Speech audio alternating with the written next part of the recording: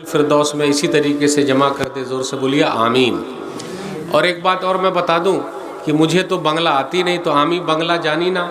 और आप लोगों को अल्हम्दुलिल्लाह उर्दू आती है कि नहीं आती? उर्दू भी आती है, हिंदी भी आती है, इंग्लिश भी आती है। मौलवी साहब को बांग्ला नहीं आती, तो आप लोगों को एक ज़बान ज़्यादा आती है। अल्हम्दुलिल्लाह, अल्लाह का शुक्र अदा कीजिए। तो मेरी उर्दू आ रही समझ में आप लोगों को? आ रहे ना अल्हम्दुलिल्लाह। तो मेरे साथ हाँ हाँ बोलिएगा, जी जी बोलिएगा, वरना हम समझेंगे कि हम ही समझा नहीं पा रहे हैं। समझेंगे ना? आज मैं नमाज के बारे में बात नहीं करूँगा, रोज़े के बारे में बात नहीं करूँगा, हज के बारे में बात नहीं करूँगा, ज़कात के बारे में बात नहीं करूँगा, लेन देन, मामलात, व्यवहार, उसके बारे में इंशाअल्लाह बात करनी। कुछ भाई माशाअल्लाह बड़े नमाजी हैं, हाजी साहब भी हैं, पहली सब में नमाज़ पढ़ते हैं, दूसरी सब में पढ़ते हैं, तीसरी सब में पढ़ते हैं, लेकिन वो दूसरों का माल खाए बैठे हैं। किसी की ज़मीन ले लिया है, किसी का खेत ले लिया है, किसी को मार रहे हैं, वो दबंग हैं, वो दादा हैं। तो मेरे भाइयों, हमें और आपको अपना मामला साफ रखना है, चाहे कुछ भी रहे। अगर अल्लाह के साथ मामला है तो उसमें माफ़ी चलती है, यानी अल्लाह से माफ़ी मांग ले, अल्लाह माफ़ कर देंगे। लेकिन बंदे के साथ अगर मामला है तो उसमें तलाफ़ी प्लस माफ़ी। तलाफ़ी मतलब जो चीज़ आपने लिया वो देना पड़ेगा, उसके बाद माफ़ी मांगनी पड़ेगी। तो बंदे वाला जो मसला है, लोगों वाला जो मसला है, वो बड़ा सख्त है। अल्लाह वाला अल्हम्दुलिल्लाह आसान है। अल्लाह से माफ़ी मांग लीजिए, अल्लाह माफ़ कर देंगे। तो मेरे भाइयों, अल्लाह के साथ अपना मामला सही रखिए, रसूलुल्लाह सल्लल्लाहु अलैहि वसल्लम के साथ सही रखिए। अपने मदरसे का ये मसला चल रहा है, अब आप ही बताइए, ये मदरसा अपने गांव में है या दूसरे गांव में है? अपने ही गांव में है, अपने गांव का मदरसा है ना। तो ये गांव का मदरसा अपना मदरसा है, आप सबका मदरसा है कि सिर्फ मौलवी साहब का है? जो सेक्रेटरी साहब है उनका है? मस्जिद बगल में मस्जिद भी है। अच्छा, मस्जिद आपकी है, मदरसा आपका है, सब लोगों का है। लेकिन मेरा सवाल एक ही है, हम मदरसे के साथ कैसे हैं और मस्जिद के साथ कैसे हैं?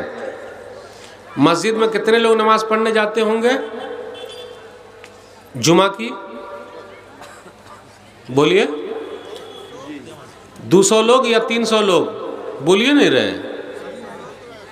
100 लोग आते हैं जुमा में। जुमा में कितने लोग आते हैं? 500 लोग होते हैं जुमा में। अब आप देखिए, अपना मामला मस्जिद के साथ अगर हम और आप, जो मैं बताने जा रहा हूँ, वैसे अगर आप शुरू कर देंगे तो आपकी मस्जिद पैसे वाली हो जाएगी। आप में से सब भाई ऐसे हैं कि चाय तो पीते ही हैं। कोई भाई कहे कि मैं चाय नहीं पीता हूँ, सब लोग चाय पीते हैं अल्हम्दुलिल्लाह। और एक दिन में कितनी कप चाय पीते हैं भाई? 10 कप तो पीते हैं ना, 5 कप तो पीते ही होंगे। और एक कप चाय कितने की मिलती है? 5 रुपए की। चलिए, अब 500 लोग एक कप चाय का पैसा बचा ले एक दिन में, तो 7 दिन में कितना पैसा बच जाएगा? कितना बोले? एक आदमी इधर आइए, ज़रा हिसाब कीजिएगा। हिसाब मौलवी साहब पूछेंगे, कितना पैसा बचा? 35 रुपया। अच्छा, आप जितने लोग यहाँ बैठे हुए, कोई खैनी नहीं खाते हैं अल्हम्दुलिल्लाह, बड़े भोले हैं आप लोग। न खैनी खाते हैं, न तंबाकू खाते हैं, न गुटखा खाते हैं, न पान पराग खाते हैं, न बीड़ी पीते हैं, न सिगरेट पीते हैं। बोलिए नहीं रहे, देखिए तो आप लोग बड़े भोले हैं। अच्छा, आप ही बताइए, बीड़ी, सिगरेट, तंबाकू, खैनी, गुटखा, पान पराग, पैसा उसमें लगता है कि नहीं लगता है? कोशिश कीजिए कि एक दिन ज़रा कम कर दीजिए। वैसे तो हमेशा के लिए कम कर लीजिए तो बड़ा अच्छा। अगर हफ्ते में हम और आप एक एक कम करते चले जाएंगे तो उसका भी 50 रुपया बच जाएगा। तो मैं आप लोगों का पैसा आपके जेब से नहीं मांग रहा हूँ। चाय का पैसा, गुटखा का पैसा, पान पराग, बीड़ी, सिगरेट, तंबाकू, खैनी का पैसा मांग रहा हूँ। जो पैसा फालतू पैसा है, फालतू ही है ना, क्योंकि फालतू जा रहा है। अगर 500 लोग 100 रुपया हर जुमा में डाल दे तो मस्जिद के गल्ला में कितना पैसा आ जाएगा? ये भाई एक आदमी आइए ना हिसाब के लिए। 500 लोग मस्जिद के गल्ला में, जो मस्जिद में गल्ला होता है ना, पैसा जो देते हैं, लेकिन कौन सा पैसा रहेगा?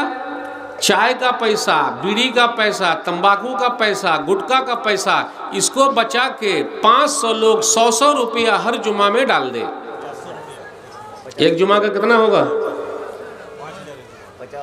5,000। 500 लोग आएंगे और 5,000 होगा 50,000। सही कहा शेख ने। ये 50,000 रुपया जेब का पैसा है या फालतू पैसा है? बोलिए नहीं रहे। अरे ये फालतू ही ना। आप 10 कप चाय काहे पिएंगे? 5 कप भी पी सकते हैं भाई। अब बीड़ी सिगरेट की पैकेट हर दिन पूरी खत्म ही होना जरूरी है? छुड़ाने के लिए आदत धीरे धीरे छूटेगी ना।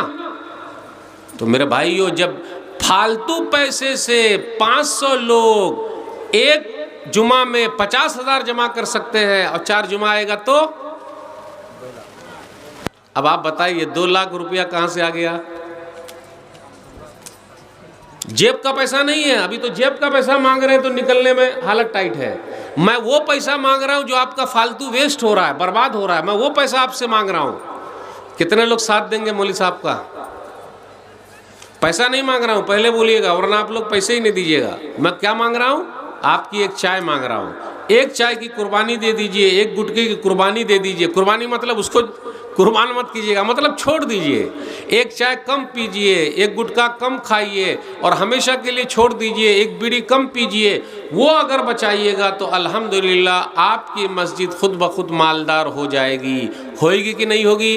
तो मेरे भाइयों, मस्जिद में पेशाब खाना भी है, मस्जिद में टॉयलेट भी है, मस्जिद में पंखा भी है, मस्जिद में पानी भी है, मस्जिद में गुस्ल खाना भी है। ये सब हम इस्तेमाल करते हैं, लेकिन मस्जिद को हम और आप क्या देते हैं? अपने यहाँ टोकरी घुमाते हैं ना, तो उसमें 1-1 रुपया सब डालता है। लोगों को बोलिए भाई डालिए ना, पैसे नहीं लाए हैं, जेबें नहीं है, नया कुर्ता पहन लिए थे। सही है ना?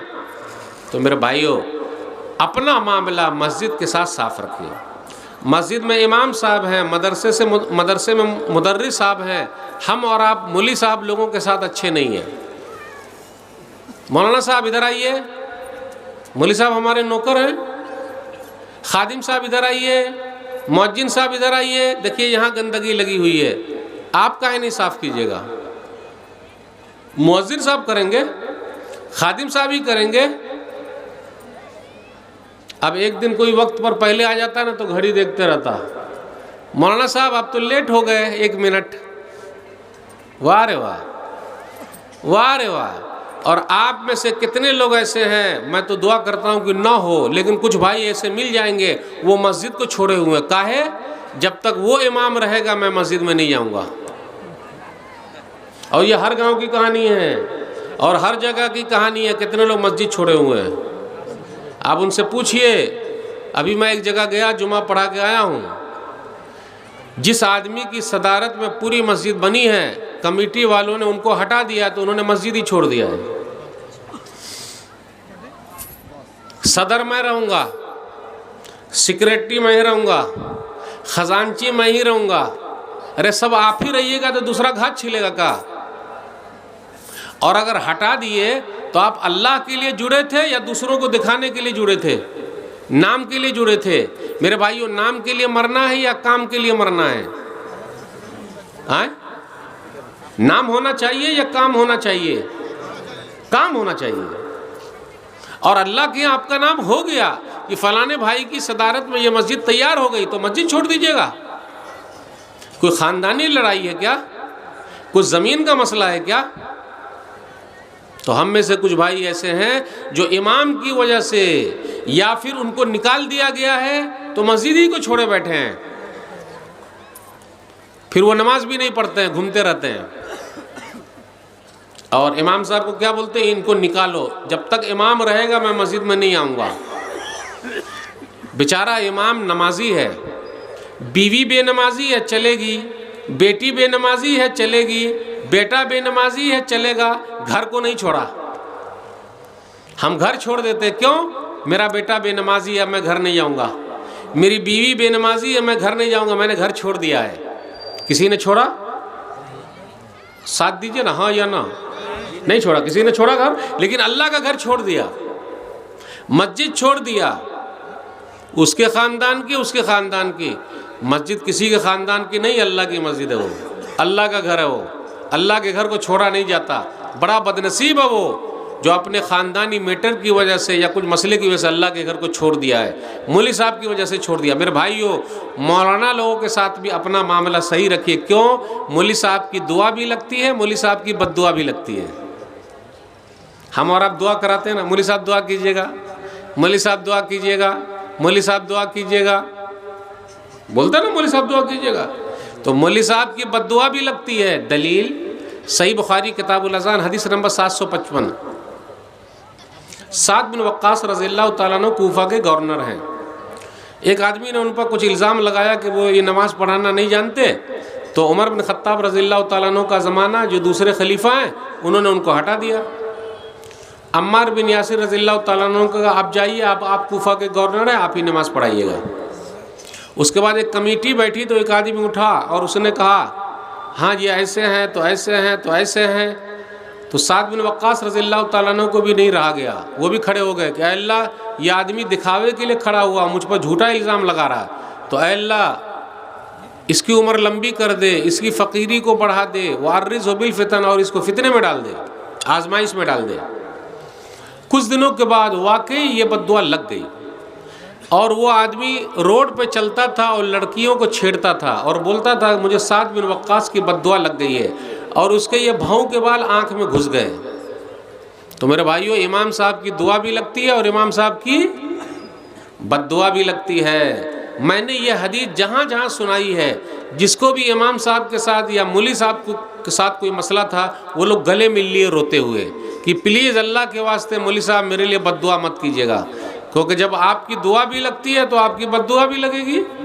तो मेरे भाइयों, अगर आप में से कोई भाई ऐसे हैं जिन्होंने बदतमीज़ी की है मौलवी साहब के साथ, जिन्होंने इमाम साहब के साथ बदतमीज़ी की है, तो प्लीज़ अल्लाह के वास्ते अपना मामला साफ़ रखिए, माफ़ी तलाफ़ी कर लीजिए। एक चीज़ और, इमाम साहब की तनख्वाह ज़्यादा है, मौलवी साहब की तनख्वाह ज़्यादा है, या सरकारी टीचर की तनख्वाह ज़्यादा है? सरकारी टीचर का, ये सरकारी टीचर की मामूली तनख्वाह भी कम से कम 25-50 हज़ार है और मौलवी साहब की तनख्वाह 5,000। लेकिन कुछ लोग मजाक करते हैं मौलवी साहब से, मौलवी साहब आपकी 5,000 तनख्वाह में बड़ी बरकत है। आप लोग भी मजाक करते हैं ना, और मेरी जो 25,000 वाली तनख्वाह उसमें बरकत है ही नहीं है। तो मौलवी साहब को भी नहीं रहा गया, एक दिन उन्होंने भी मजाक कर लिया। ऐसा करते हैं कि आइंदा महीने से अदला बदली, मेरी बरकत वाली 5,000 आप रख लीजिए और 25,000 आपकी बगैर बरकत वाली हमको दे दीजिए। अदला बदली कीजिएगा नहीं। एक मुतवल्ली साहब ने इमाम साहब से कहा कि मेरे बेटे के लिए दुआ कीजिए कि उनको सरकारी नौकरी लग जाए या अच्छा जॉब लग जाए, अच्छी नौकरी लग जाए। तो इमाम साहब ने दुआ की कि अल्लाह मुतवल्ली साहब के बेटे को नौकरी लगा दे, लेकिन उसकी तनख्वाह और सैलरी उतनी ही रहे जितनी मेरी है। कहिए, तो मुतवल्ली साहब पीछे से ठोक दिए, ये काहे बोले? वाह रे वाह, काहे नहीं बोलेंगे? मेरी वाली में मेरी कैसे चल जा रही है और आपको मेरी तनख्वाह में नहीं चलेगी? वाह रे वाह।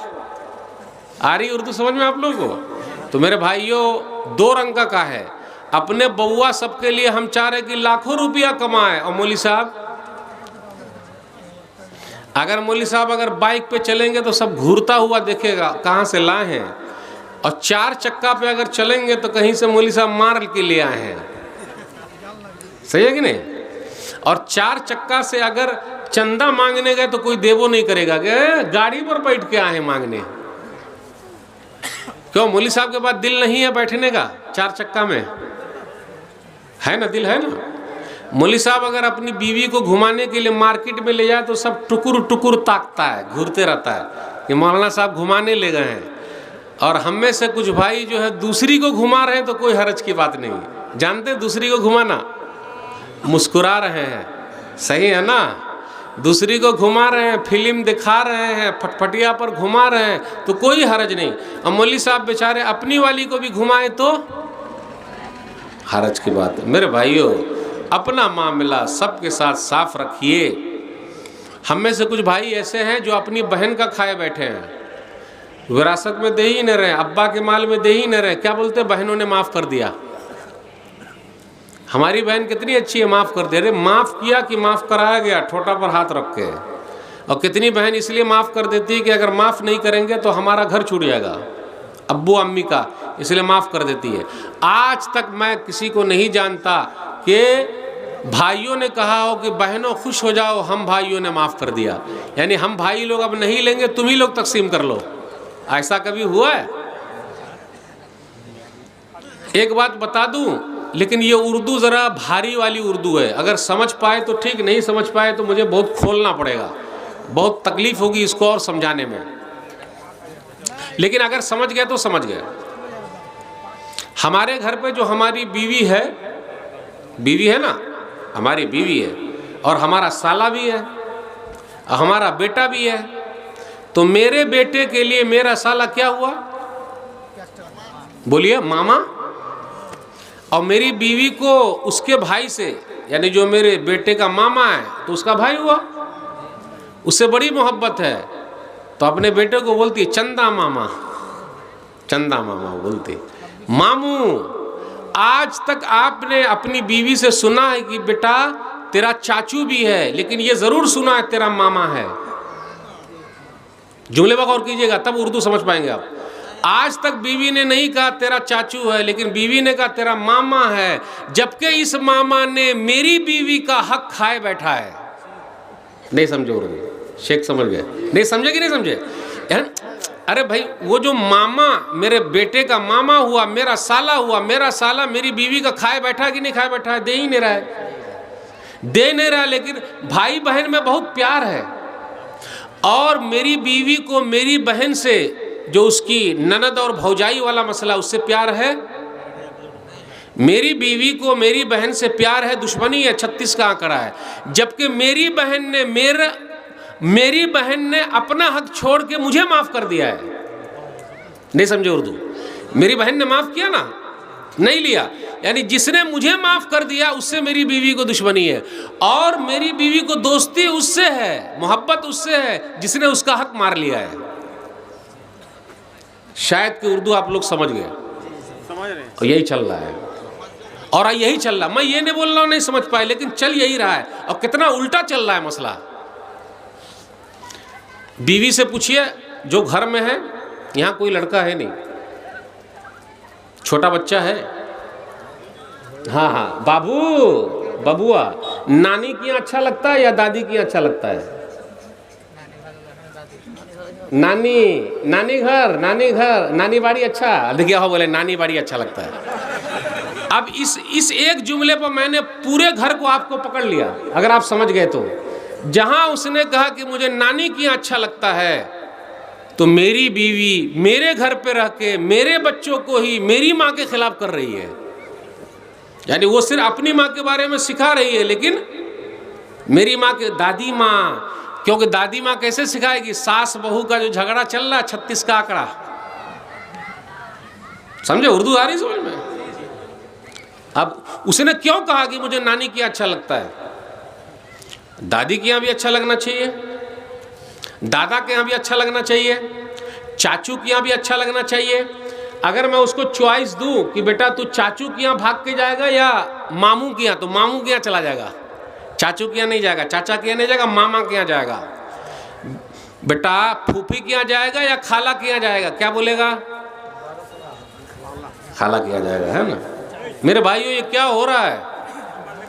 क्या हो रहा है? जबकि हमारे घर के अंदर ये भी सिखाना चाहिए, बेटा तेरे नाना तेरे दादा बराबर है, चाचू मामा, चाचा मामा बराबर है, सबसे मोहब्बत करो बेटा, है ना?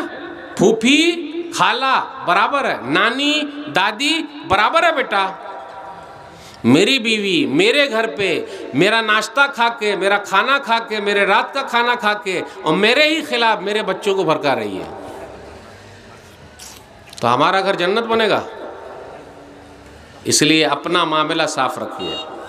हमारा घर भी सही नहीं है तो मेरे भाइयों, कुछ भाई ऐसे हैं जो अपनी बहन का खाए बैठे हैं। अल्लाह के वास्ते अपनी बहन का दे दीजिए। बहन का हिस्सा खेत में भी है, खलियान में भी है, दुकान में भी है, मकान में भी है। कुछ लोग बहन को हिस्सा देते भी है तो कहाँ खेत में दे देते हैं। नहीं भाई, खेत में भी, खलियान में भी और घर में भी, जिस घर में हम और आप रहते हैं, क्योंकि अब्बा ने बनाया है, और बैंक बैलेंस के अंदर भी है, और बहन को देना पड़ेगा। नहीं देंगे हम और आप तो हम जालिम हैं, जालिम हैं, जालिम हैं, और वो बेचारी मजलूम है, मजलूम है, मजलूम है। और जिस दिन उसने ऊपर हाथ उठा दिए तो हम कहीं के नहीं रहेंगे।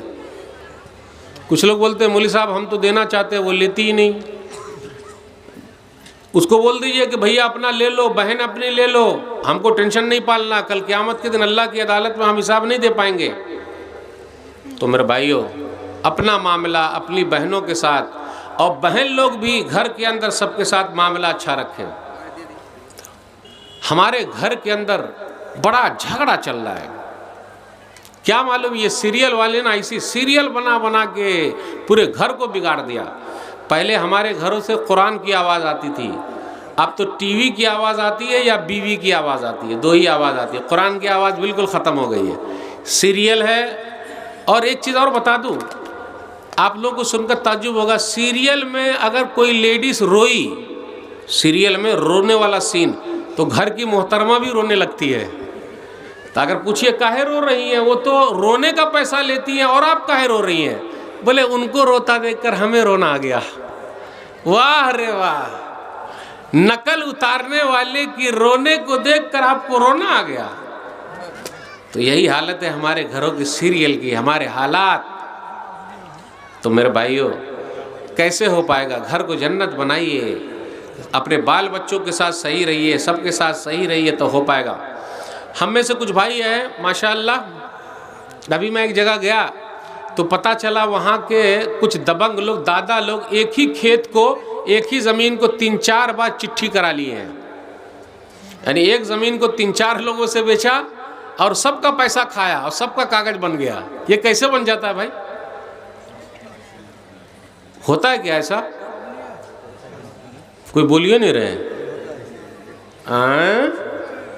अच्छा, बुजुर्ग हजरात बोल रहे हैं, ऐसा होता है क्या कि एक ही ज़मीन को 3-4 मरतबा बेच के कागज सबका बन जाएगा? अभी नहीं बनेगा, पहले अब नहीं, पहले बन जाता था, अभी नहीं बनेगा। 10 अभी 5 साल नहीं, अभी ऑनलाइन हो गया ना सब कुछ। चोर के आगे ताला और बेईमान के आगे केवाला, तोड़ ताड़ के सब सही हो जाता है। कितने लोग हैं दबंगई कर रहे हैं, दादागिरी कर रहे हैं, ये देता कि नहीं देता रे? अच्छा ये बताइए, 2 खेत के बीच में हम लोग आरी बोलते हैं और आप लोग शायद आइल बोलते होंगे। आइल वो पहले इतना मोटा मोटा होता था, अब इतना पतला हो गया कि आरी बन गया, लकड़ी काटने वाला आरी, वो लोहा वाला। अल्लाह ने इनकी भी बरकत छीन ली, इसकी भी बरकत छीन ली। अब हाँ, अभी तो ऐसा हो गया है कि 2 आदमी जब घर बनाते हैं तो भाई थोड़ा आप छोड़ दीजिए, थोड़ा हम छोड़ दें, ताकि आपकी खिड़की में भी हवा जाए, हमारी खिड़की में भी हवा जाए। अब तो ऐसा सटा के बनाते हैं कि बीच में कोई घुस ही ना पाए। अरे आपने नहीं छोड़ा तो हम काहे छोड़ेंगे, इसलिए एकदम सटा के बनाया हुआ। और ज़्यादा कुछ किया तो लड़ियों लेता है, झगड़ा कर लेता है। आपने नहीं छोड़ा तो हम काहे छोड़े? अरे भाई हम बुद्धू हैं तो आप भी बुद्धू हैं, थोड़ा आप ही छोड़ दीजिए, थोड़ा आप छोड़ दीजिए, ताकि बीच में आने जाने का रास्ता रहे, हवा रहे। मेरे भाइयों नहीं हो रहा ऐसा। देख लीजिए, अभी अपने यहाँ तो इतने जिद्दी लोग हैं कि ये ज़मीन हमारे मसरफ की है, वो चाचा दे दो ना ज़मीन, भैया दे दीजिए ज़मीन, तो भाव खाएगा। और कहीं पर अगर मस्जिद उस्जिद बन रही है और कुछ कोना ऊनी है, उसको सही करना है, अरे दे दीजिए, नहीं भाव खा रहा। अभी कई जगह देखा मस्जिद बेचारी फंसी हुई है, अगर वो दे दे तो पूरी सीधी हो जाए, नहीं दे रहे हैं, भाव खाते हैं, बढ़ा देते हैं। और किसी को घर की भी ज़रूरत है, अरे चाचा आपको तो घर है ही अल्हम्दुलिल्लाह, किसी और के मसरफ में आ जाएगा, दे दीजिए, बेच दीजिए, नहीं, चाहे जो हो जाए। असल में मरने के बाद वो लेके जाएंगे कब्रिस्तान में। इसलिए जो लोग किसी का हड़प लिए हैं या किसी को नहीं दे रहे हैं, बचा के रखे हुए हैं, जब उनका जनाजा उठेगा तो उनके जनाजे में आप लोग पहले जाइएगा। काहे? देखेंगे वही ज़मीन लेके वो कब्रिस्तान जा रहे हैं। तो मेरे भाइयों, जो लोग दबंगई कर रहे हैं, एक बित्ता ज़मीन अगर किसी की ले ली, गौर से सुनिएगा, मस्जिद की ले ली, मदरसे की ले ली, सरकार की ले ली, कितने लोग सरकारी ज़मीन पर भी घर बनाए हुए, दुकान बनाए हुए हैं। दुकान की कमाई हराम की है, हलाल नहीं है। अगर हमने और आपने बगैर कागज़ पत्थर के बना रखा है और बिक्री कर रहे हैं, तो ये हलाल कहाँ से हो गया? हमारी ज़मीन तो है ही नहीं। सुन लीजिए हदीस, सही मुस्लिम किताबुल मसाक़ात, हदीस नंबर 1610। अरवा एक औरत है, लेडी है, दबंग लेडी है ये। सईद बिन ज़ैद रज़ियल्लाहु ताला अन्हु ने घर बनाया तो उस औरत ने कहा नहीं, ये घर मेरा है, और उसने कब्ज़ा कर लिया। तो उन्होंने एक हदीस सुनाई, मन अख़ज़ शिब्रन मिनल अर्ज़ बग़ैर हक़्क़ तुव्विक़हु मिन सब'i अर्ज़ीन यौमल क़ियामा। जिसने एक बित्ता ज़मीन किसी का ले ली तो कल क़ियामत के दिन 7 ज़मीनों का तोक़ बनाकर गले में डाल दिया जाएगा। वो औरत नहीं मानी, इन्होंने बद्दुआ कर दी, अल्लाहुम्मा इन कानत काज़िबतन फ़अमी बसरहा वजल क़ब्रहा फ़ी दारिहा। ऐ अल्लाह, ये औरत अगर झूठी है और मेरी ज़मीन पर कब्ज़ा कर लिया है, मेरे घर पर कब्ज़ा कर लिया, इसको अंधी बना दे, इसके घर कोई कब्रिस्तान बना दे। कुछ दिनों के बाद वो औरत अंधी हो गई। और पहले गांव घर में कुआं भी होता था, कुआं, उसको आप लोग क्या बोलते हैं? कुआं ही बोलते हैं। और माशाल्लाह जब गांव घर में कुआं होता था तो सब लोग वहाँ मिलते थे, लेडीज़ सब भी वहाँ मिलती थी, सब लोग बातचीत करते थे, एक मिलन का एक ज़रिया था। तो वो भी ख़त्म हो गया, सबके घर में चांपाकल आ गया या मोटर लग गई। तो वो औरत घूम रही थी और सीधा कुएं में जाके गिर गई। जिस घर पे कब्ज़ा किया था नाहक, वो घर बचा रहा, वो दुनिया से चली गई, अंधी भी हो गई। तो जिसने भी कब्ज़ा कर रखा है किसी का, अल्लाह के वास्ते वो दे दे, वरना दुनिया ही में अंधा हो जाएगा। अगर अल्लाह ने यहाँ छोड़ दिया तो वहाँ अल्लाह पकड़ लेंगे। अब आखिरी बात की तरफ आते हैं। कुछ लोग ऐसे हैं जो लेना कभी न देना, इससे कर्जा ले लिया, उससे कर्जा ले लिया, उससे कर्जा ले लिया, भाई साहब कब दीजिएगा? देते हैं ना, अरे आज तक हम किसी का खाएं कि तुम्हारा खा जाएंगे, पीछे पड़ा हुआ है। हेलो भैया, अस्सलाम वालेकुम, मेरा पैसा कब दीजिएगा? अरे पगला कहीं का, देखो रुआब दिखाता है। पैसा हमारा, अब हम ही फकीर बन गए, प्लीज दे दो, प्लीज दे दो, है कि नहीं? 6 महीना हो गया, 1 साल हो गया, टरका रहा है, हेलो, फोन नहीं उठाता है। कुछ दिनों के बाद मोबाइल स्विच ऑफ, कुछ दिनों के बाद गलिए स्विच ऑफ, जहाँ रहता था वहाँ आइए नहीं है, भागते रहिए। और ऐसे लोगों ने चूना लगाया है ये सुन्नत दिखा दिखा के कि इतना सीधा आदमी बेवकूफ़ बनाएगा, और उसने बेवकूफ़ बना दिया। बनाया कि नहीं बनाया? अच्छा, आप लोग के यहाँ जनधन बैंक भी है क्या? जनधन या बंधन क्या बोलते हैं? वो उसमें लेडीज को ही पैसा देते हैं, जेंट्स को नहीं देते हैं। बंधन बैंक। हम और आप कितने बेगैरत हैं कि हमसे ही पूछता, भाभी को बुलाइए ना, भाभी को बुलाइए ना, भाभी को बुलाइए। रे भैया यहाँ मौजूद है तो भाभी से बात करेगा। और हमारा भी फलाने की अम्मी आना आना, हाँ हाँ बैंक वाला लाना जा। और कभी कभी बेचारी के साथ धोखा भी हो जाता, पता है आपको? कितना बैंक वाला हाथ साफ कर लेता है, पता है आपको? जरा इस सब पर भी ध्यान दीजिए भाई। क्या सूदी कारोबार में लगे हुए लोग, मामले को फंसाए हुए हैं लोग। बस थोड़ा खाइए, थोड़ा पहनिए, दुनिया से चले जाइए, लेकिन लेना कभी न देना। प्लीज़ ऐसा मत कीजिएगा, उसको लिख के रखिएगा, वरना जनाजे के वक्त भी पूछा जा सकता है। सही बुखारी किताबुल हवाला हदीस नंबर 2289। एक जनाजा नबी सल्लल्लाहु अलैहि वसल्लम के पास आया और कहा, हल अलैहि दैन, इसके ऊपर कर्जा है? बोले कर्जा नहीं है, जनाजा पढ़ दिया। दूसरा जनाजा आया, इसके ऊपर कर्जा है? हल अलैहि दैन, बोले हाँ कर्जा है। चुकाने के लिए पैसा? बोले हाँ है, पढ़ दिया। तीसरा जनाजा आया, हल अलैहि दैन, इसके ऊपर कर्जा है? बोले कर्जा नहीं है, कर्जा है लेकिन चुकाने के लिए पैसा? बोले पैसा नहीं है। तो नबी सल्लल्लाहु अलैहि वसल्लम ने फरमाया, सल्लु अला साहिबिकुम, तुम लोग जाओ जनाजा पढ़ लो, मैं जनाजा नहीं पढ़ाऊंगा। मेरे भाइयों, कर्जे वाले का जनाजा नबी सल्लल्लाहु अलैहि वसल्लम ने नहीं पढ़ाया। अब इतना बड़ा मजमा जो जनाजा पढ़ने आया था, इतने लोग, एक आदमी ने हाथ उठा दिया, अबू कतादा रज़ियल्लाहु ताला, अलैहि दैन हो या रसूलल्लाह सल्ली अलैहि, अल्लाह के रसूल सल्लल्लाहु अलैहि वसल्लम, इस मुर्दे के ऊपर जितना कर्जा मैं चुकाऊंगा, आप जनाजा पढ़ दीजिए। मेरे भाइयों, ऐसे दोस्त बनाइए, जिससे भी कर्जा लीजिए उससे बोल दीजिए, भाई जिंदा रहा दे दूंगा, मर गया तो माफ़ कर देना भाई। या अपनी बीवी को, अपने बाल बच्चों को बोल के रखिए, आजकल के कुछ बच्चे ऐसे हैं, जब तक पैसा है तो बोलते अब्बा अब्बा अब्बा, पैसा है तो अब्बा अब्बा अब्बा, और पैसा जहाँ खत्म हुआ डब्बा डब्बा डब्बा, अब्बा को साइड करो, अब्बा की ज़रूरत नहीं। मेरे भाइयों, अब्बा की हमेशा ज़रूरत है, माँ की ज़रूरत है, माँ के पाँव के नीचे जन्नत है, बाप जन्नत का दरवाज़ा है। कितने भाई ऐसे आप उनको कहिए कि आपके अब्बा ने कर्जा लिया चुकाइए, तो क्या बोलता है, मेरे अब्बा ने लिया, मरने के बाद अब्बा से ले लीजिएगा। अब कहाँ जाएंगे ढूंढने उनको, तो वहाँ मिलेंगे ना, वहाँ तो मुलाकात होगी। ऐसे लोग हैं, ऐसे बेटे का फ़ायदा, ऐसी औलाद का फ़ायदा। तो अपना मामला खुद साफ करके मरिए तो बड़ा फ़ायदा। खैर, जिन लोगों के पास चुकाने के लिए पैसा नहीं, मैं मालदारों से अपील करता हूँ कि आप अल्लाह के वास्ते माफ़ कर दीजिए, माफ़ कर देंगे आपका बड़ा फ़ायदा। बस 2 हदीस बयान करके आपसे रुखसत दूंगा। सही मुस्लिम किताबुज़्ज़ुहद हदीस नंबर 3006, उबादा बिन वलीद बिन उबादा बिन सामित निकले अपने अब्बा के साथ, तो अबू युस्र सहाबी रज़ियल्लाहु ताला अन्हु को देखा कि वो अपने नौकर के साथ एक रजिस्टर लिए हुआ सेम कपड़ा पहने हुए निकले। चचा जान बड़े गुस्से में लग रहे हैं। हाँ भतीजा, गुस्से वाली बात है, फलाने आदमी के पास गया, मेरा कर्जा था, वो दे ही नहीं रहा, निकला ही नहीं घर से। तो एक बच्चा निकला, पूछा फलाने भाई हैं? बच्चे मन के सच्चे, हम सब के चच्चे। तो बोले आप जब बोले थे फलाने भाई, तो वो जो है ना अम्मी के चारपाई के नीचे जाके घुस गए। ए भाई साहब, पता चल गया, बाहर निकलिए, मुस्लिम शरीफ की हदीस सुना रहा हूँ। तो जब बाहर निकले तो कहा कि आप काहे नहीं निकले जब नाम लिया तो? अरे आप रसूलुल्लाह सल्लल्लाहु अलैहि वसल्लम के सहाबी है, मेरे पास कर्जा नहीं, कर्जा चुकाने के लिए पैसा नहीं है। तो मैं झूठ बोलूँ? इसलिए आदमी बार बार झूठ बोलता, कल दे दूंगा, परसों दे दूंगा, वो दे दूंगा, नहीं रहता है, दे दूंगा कहाँ से? वाकई कुछ लोगों के पास नहीं है। अल्लाह के लिए माफ़ कर दीजिए। तो साहबी ने पूछा अल्लाह की कसम? बोले अल्लाह की कसम, अल्लाह की कसम, अल्लाह की कसम, अल्लाह की कसम, अल्लाह की कसम। 3 मरतबा अल्लाह की कसम खिला लिया। अपने नौकर से कहा उनका नाम कहाँ है, नाम दिखाइए। बोले यहाँ ना।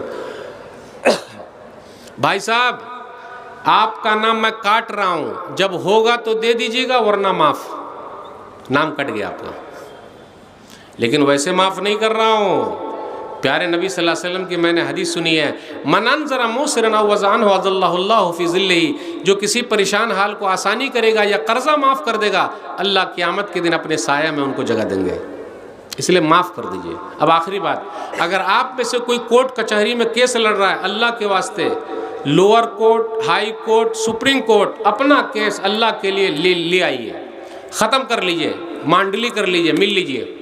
एक हदीस सुन के, हदीस सुनाऊँ, आखिरी हदीस है ये, सुनन नबी दाऊद किताबुल अदब हदीस नंबर 4800, अना ज़ईमुन बिबैतिन फ़ी रबज़िल जन्नह लिमन तरकल मिराअ व इन कान मुहिक़्क़न, जो हक पर होने के बाद भी अपना हक छोड़ दे। ज़मीन आपकी है, सब कुछ आपका है, लेकिन आपने अपना हक छोड़ दिया। जो हक पर होने के बाद अपना हक छोड़ दे, कल क़यामत के दिन मैं जन्नत के किनारे में उसे एक घर दिला के रहूँगा। अल्लाह अकबर। दुनिया के केस आप जीत भी सकते हैं, हार भी सकते हैं। अल्लाह की अदालत वाला केस हार है, उसमें जीत ही जीत है।